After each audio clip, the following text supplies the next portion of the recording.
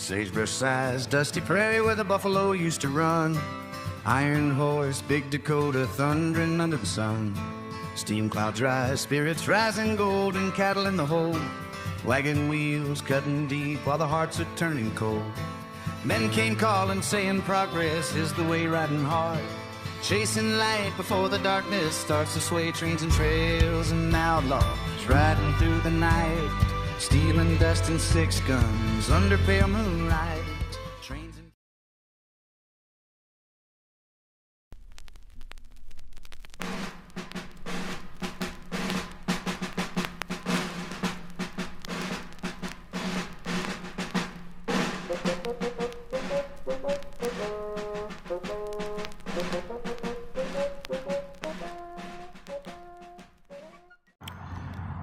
Hi, this is Gene from the Central States Lawmen and Outlaws Historic Association. I'm actually here at the Fort Dodge Frontier Village Museum in Fort Dodge, Iowa, and I'm just going to take you on a little virtual tour of what's out here. This particular location was actually scouted around 1835 when the Dragoons blazed a trail out here during the frontier period west of the Mississippi River, and the Dragoon Trail winds all through Iowa out to the west, out to the Missouri River. It's a pretty famous and well-marked trail through here. But this particular location was a fort that was established. In fact, Louis Armistead, who was killed at Gettysburg, which is a famous story. He was killed at the angle at Gettysburg, was stationed here for a while, and this particular location of the fort was only here for about 3 years because there wasn't a lot of hostilities, but it connected to other forts in the area up north into Minnesota as well. So let me take you around and show you what's going on here. So this is the first building. And this is obviously an original log structure. And this particular building is the Carlson Ritchie Log Home, which dated to 1855. The log home was presented to the Fort Dodge Historical Society Foundation through the generosity of Mrs. Laurel Carson and family here in Fort Dodge Dragoons, 1989. Let's take you in and show you what a farmstead or frontier home might have looked like.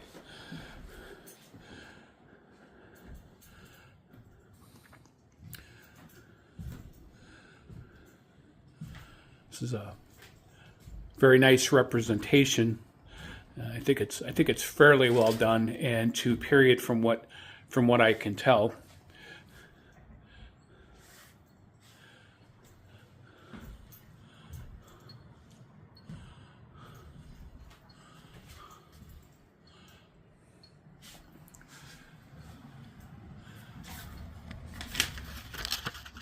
And we're just going to take a stroll down the street here to the different locations. And this building appears to be a church building.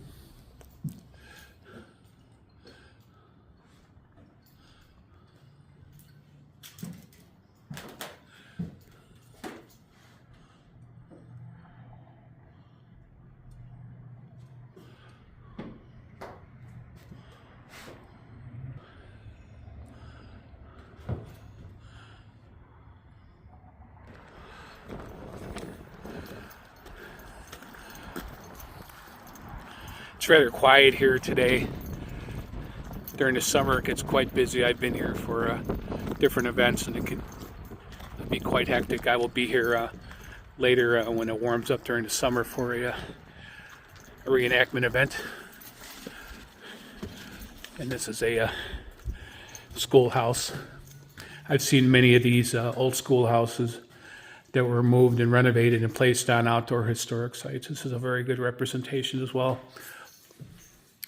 And of course, with the obligatory pictures of Abraham Lincoln and George Washington in the back of the school. And there is a school marm and a potbelly stove. Very neat stuff.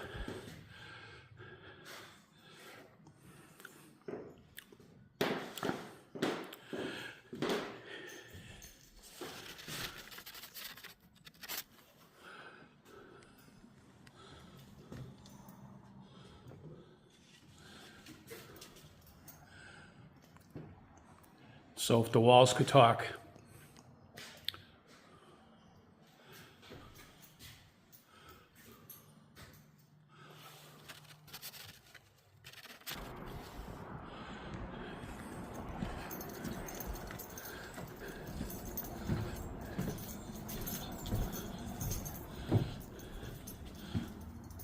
It's a cabinet making shop. Woodworking. This is a place after my own heart. I love doing woodworking too and making things from wood. I think I would be very at home here.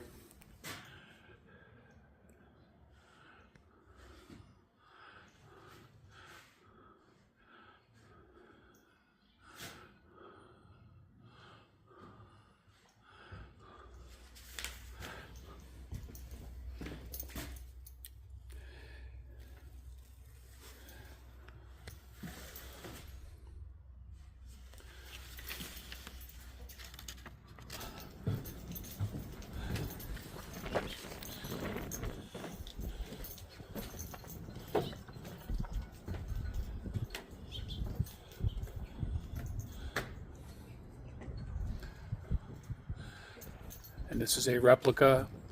This is of the Donahoe General Store, a landmark for many years.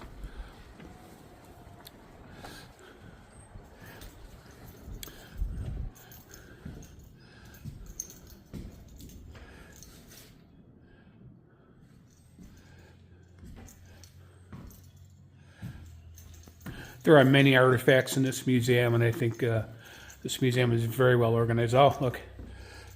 A toy train, something else after my heart. Multiple toy trains and toys. I am a lover and collector of old toy trains and iron toys in the past, photographs.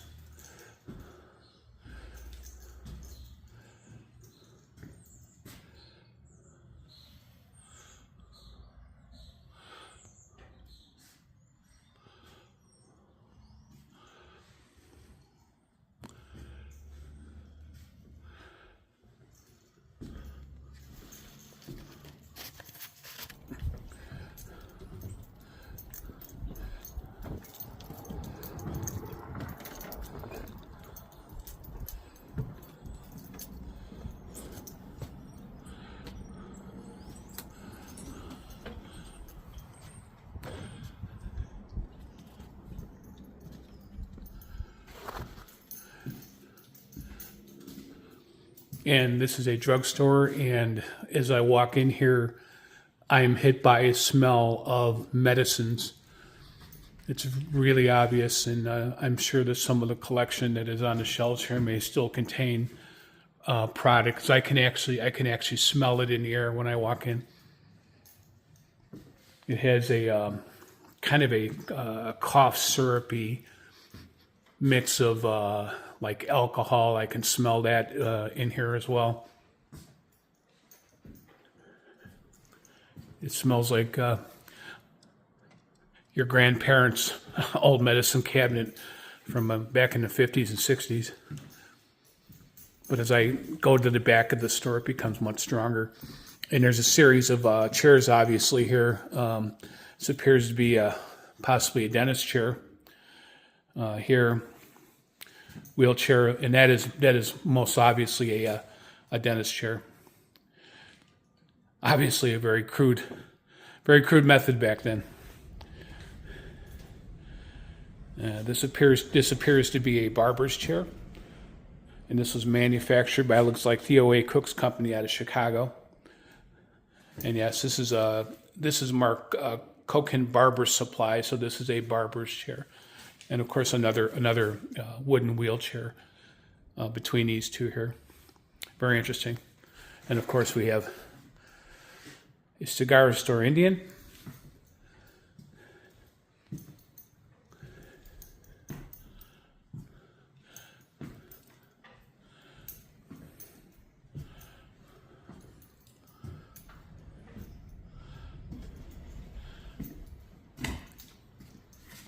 Couple of bedpans, and of course a pharmacist scales as well too.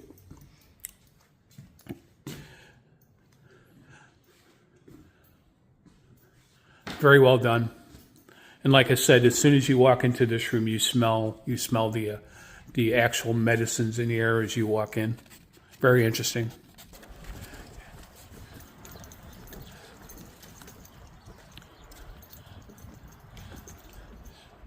And here is the media, the Fort Dodge Sentinel. It says General Newspaper, General Printing, and this is an old print shop.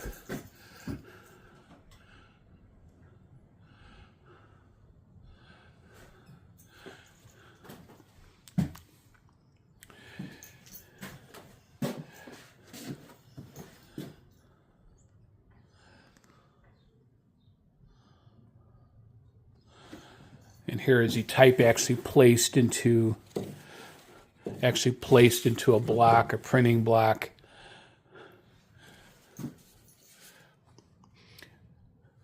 A typical press, very crude. A small card in the back looks like a newspaper card called the Globe Democrat.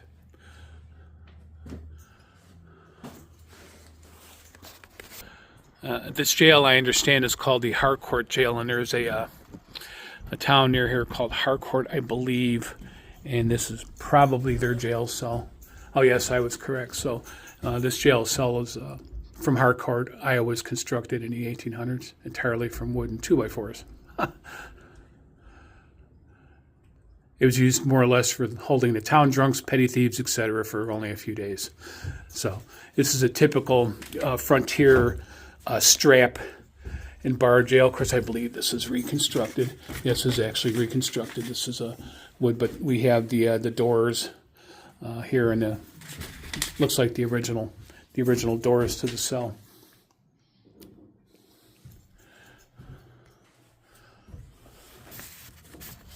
And of course, there's everybody's favorite when they come to some of these outdoor museums, and is the blacksmith shop. And I've actually seen this run. So this is a working blacksmith shop where they construct things, they make things, and demonstrate the different techniques. This room is pretty full. There's a lot of stuff in here. Half of it I couldn't tell you just exactly what it's used for, except, of course, here's this says 1850 anvil used in the first fort, so this anvil would have been here during that time. And horseshoes galore. So this is the stockade, and there was actually no stockade here present during the time when the original installation or fort was here, the frontier fort. This is actually, from what I understand, a recreation of Fort Williams, and that's related to the founder of this area. I believe his name was William Williams, and he constructed the fort and helped design Fort Williams, which is by the Minnesota border.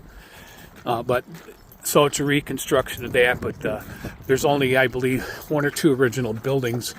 Or one original building, which is this here. This is the original building.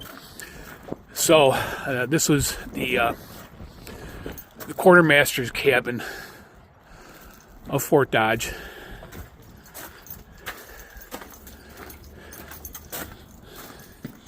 And we'll just go in. And in here is a figure of Louis Armistead, who went to the Confederate Army during the Civil War and was killed at Gettysburg, but he was actually stationed here for a while with the Army of the Frontier.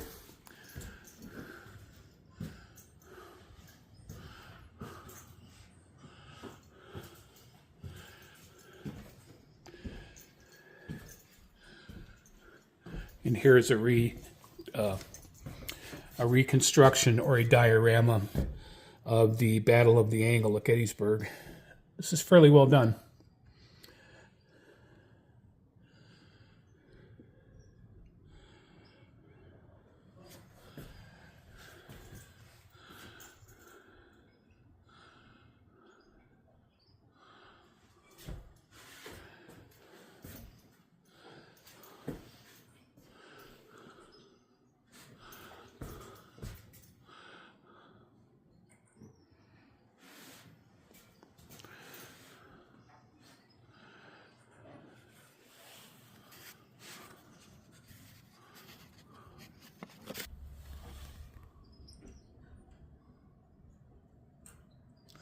And this reads the cabin, or this cabin was the original cabin of the military fort established in 1850, and it became property of the Fort Dodge chapter of the National Society of the Daughters of the American Revolution.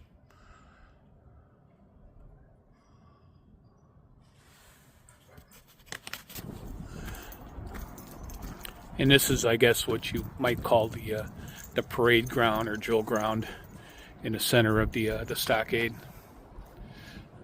And there's many, many more displays. I'm not going to go through every room because there's multiple rooms that show the displays here, including World War I and World War II military displays, period furniture. So there's many, many rooms, and they have a replica of the Cardiff Giant, which was a famed hoax which took place in this area back in the day. So I'm going to go ahead and wrap this up. I didn't want to be too long-winded. I just wanted to give everybody a short tour.